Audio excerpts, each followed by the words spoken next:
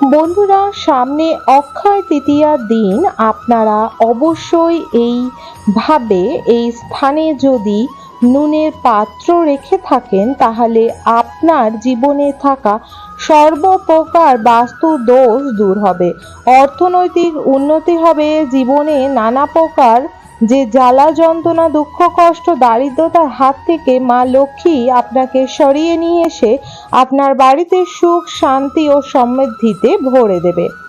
বন্ধুরা, বিশেষ করে নুন ব্যবহার করা হয়ে থাকে খাবারের জিনিসপত্রে, কিন্তু নুন দিয়ে বাস্তু ও নুন দিয়ে অনেক কিছু এমন উপায় ও টোটকা করা হয় যার প্রভাবে নেতিবাচক শক্তি দূর হয়, অশুভ শক্তির হাত থেকে আমরা বাঁচি এবং বাস্তুশাস্ত্র অনুসার লবণের মধ্যে ইতিবাচক শক্তি আমাদের জীবনে সুখ শান্তি সমৃদ্ধি ও ঐশ্বর্য নিয়ে এসে থাকে।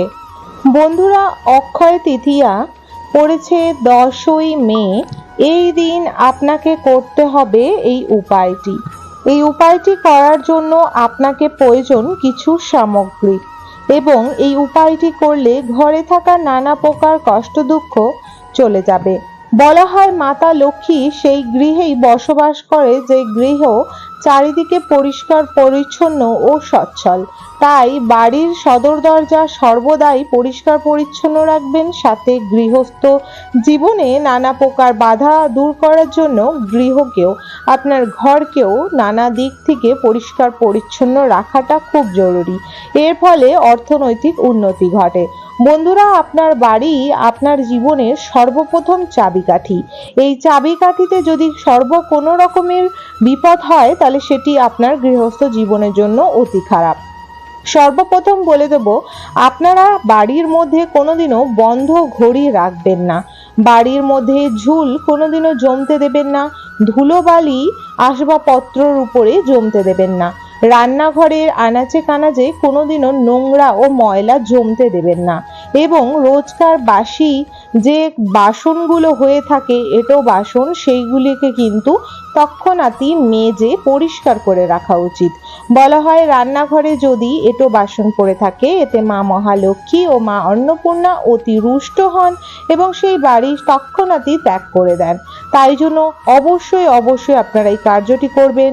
এবং যাদের সম্ভব হয় না, যারা নিত্যদিন কাজবাজে বাইরে থাকেন চাকরির ক্ষেত্রে, এবং সকালবেলা কোনো হেল্পিং হ্যান্ড এসে আপনাদের সাহায্য করে থাকে, তাহলে আপনারা কিন্তু খাবার পর এঁঠো থালাটা থেকে যত এঁটো কাটা রয়েছে আপনারা ডাস্টবিনে ফেলে থালাটার মধ্যে সামান্য জল দিয়ে এঁঠোটি ধুয়ে রাখতে পারেন। এই কার্যটি করে রাখলে ঘরে অর্থনৈতিক উন্নতির কোনোদিনও কোনো কষ্ট হবে না। বিশেষ করে সদর দরজার সামনে জুতো খুলে রাখবেন না, জুতোকে সর্বদাই জুতোর স্থানে, যেখানে আপনারা জুতো রাখেন জুতোর বাক্সে বা যেখানে জুতো রাখছেন সেই জায়গাটাকে সুন্দরভাবে তুলে রাখুন, এতেও কিন্তু ঘরে নেগেটিভ প্রভাব পড়ে। বন্ধুরা, বাস্তুমতে কোনো ধাতুর মধ্যে বা ধাতব যে জিনিস তার মধ্যে লবণ রাখা উচিত না। সর্বদাই কাঁচের পাত্র বা কড়ির পাত্রর মধ্যেই লবণ রাখলে তাতে ঘরে সুখ শান্তি আসে এবং বাড়িতে টাকার অভাব কোনো দিনের জন্য হয় না।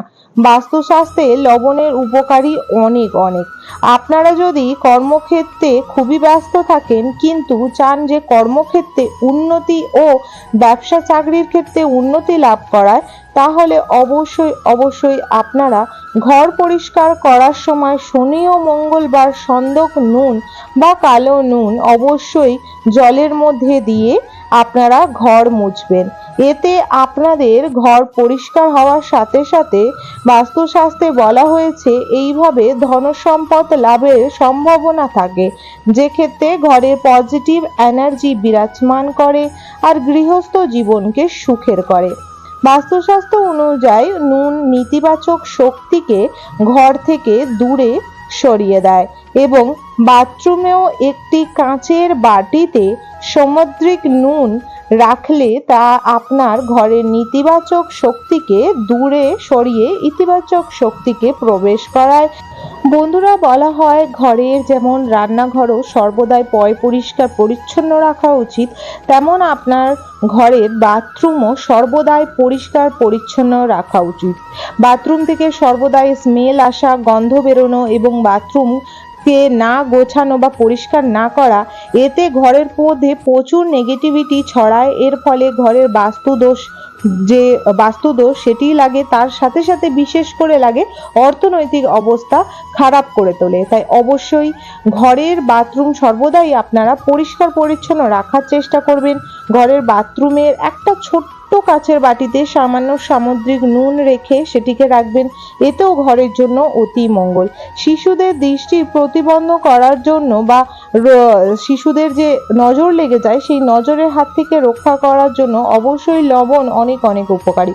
সপ্তাহে একবার 1 চুটকি লবণ দিয়ে আপনারা যদি শিশুদের স্নান করান, বৈজ্ঞানিক মতেও, কারণ নুনে রয়েছে এমন এক জিনিস যা স্নানের জলে মিশিয়ে স্নান করলে নানা রকমের যে অ্যালার্জি বা নানা রকমের জীবাণু সেটি নাশ হয়। এবং বাস্তুশাস্ত্রে যদি 1 চুটকি নুন যদি আপনারা জলে মিশিয়ে স্নান করেন, এতে আপনার শরীর থেকে নানা প্রকার যে নেগেটিভিটি সেটি দূর হয়ে আপনার শরীরকে কিন্তু পজিটিভিটি করে তোলে। বন্ধুরা, সংসারে আর্থিক সমস্যা ও সংকটকে দূরে সরানোর জন্য আপনাদের বিশেষ একটি কার্য করতে হবে। এই অক্ষয় তৃতীয়াতে যদি চান আপনারা মা লক্ষ্মী আপনার গৃহে এসে অবশ্যই থাকে এবং ধন সম্পদ সুখ শান্তি ও ঐশ্বর্যতে আপনার ঘরকে ভরে তোলে, তাহলে অবশ্যই একটি কার্য করবেন। কাঁচের পাত্রর মধ্যে লবণ ভরবেন, তার মধ্যে 5টি লবঙ্গ নেবেন। লবঙ্গর ওপরে অবশ্যই দেখে নেবেন যেন ফুল থাকে, লবঙ্গটি ভাঙা বা খারাপ বা পোকা ধরা না থাকে। এবার এই যে কৌটোটি সেটি ভালোভাবে বন্ধ করে নেবেন। আপনার ঘরে এমন এক জায়গা বেছে নেবেন যেখানে কারুর চোখ পড়বে না। এর ফলে এটি আপনি সেইখানে রাখায় সঙ্গে সঙ্গেই আপনি বুঝতে পারবেন আপনার ঘর থেকে নানা প্রকার নেগেটিভিটি দূর হচ্ছে। আপনার ঘরে ঝগড়া ঝাঁটি এবং মতলবে যে কথা কাটাকাটি বা একে অপরকে দেখে হিংসা করা, নিজের পরিবারের লোক নিজের ঘরের লোক একে অপরকে দেখতে পায় না, কুটু মন্তব্য কথা বলে, শিশুরা কথা শোনে না, সবার মাথা সর্বদাই গরম থাকে, কেউ কাউকে সহ্য করতে পারে না, সর্বদাই সবার হাতে পায়ে নানা রকম জায়গায় ব্যথা বেদনা লেগে থাকা, এটি প্রচুর বড় নেগেটিভিটির কারণ। এর ফলে কিন্তু আপনার ঘরে মা তুলসীও দেখবেন শুকিয়ে পড়ছে, অর্থনৈতিক উন্নতি হচ্ছে না। তখনই আপনি এই কাজটি করবেন। আপনার গৃহে লবণ ও লবঙ্গ নিয়ে কাঁচের পাত্রতে নিয়ে এমন এক জায়গায় লুকিয়ে রাখবেন যার চোখ না পড়ে। এটি আপনারা প্রতি 1 মাস পর পর চেঞ্জ করে নেবেন। এটি অমাবস্যায় চেঞ্জ করতে পারেন, কোনো পূর্ণিমা বা শনি ও মঙ্গলবার চেঞ্জ করতে পারেন। যখন আপনি চেঞ্জ করবেন, এই লবণটা আর লবঙ্গটি আপনারা একটি জলাশয়, পুকুর বা কোনো পবিত্র নদী অথবা কোনো জলস্থানে ফেলে দেবেন এবং আবার তার মধ্যে আপনারা লবঙ্গ আর নুন ভর্তি করে রাখবেন। কাঁচের কৌটোটি একদম ছোট হলেও হবে, বড় হলেও হবে, আপনি কেমন রাখতে চান রাখবেন। এটি একটি উপায় ও টোটকা। এর জন্য আপনাকে বেশি লবণ বা বেশি লবঙ্গ বা বেশি বড় কৌটোর কোনো দরকার নেই। বন্ধুরা, আশা রাখবো আজকের ভিডিও তথ্যটি আপনাদের ভালো লেগেছে। যদি ভালো লেগে থাকে অবশ্যই আপনারা এই চ্যানেলটিকে সাবস্ক্রাইব করে রাখবেন আপকামিং পূজা পাঠ, তন্ত্রকথা, জ্যোতিষশাস্ত্র, বাস্তু টিপস, টোটকা উপায় দেখার জন্য। অবশ্যই একটি লাইক করে দেবেন এবং কমেন্ট বক্সে জয় মা লক্ষ্মীর জয় লিখে দেবেন। সবাই ভালো থাকবেন, সুস্থ থাকবেন। রাধে রাধে, হরে কৃষ্ণা, জয় মা দেবী লক্ষ্মীর জয়।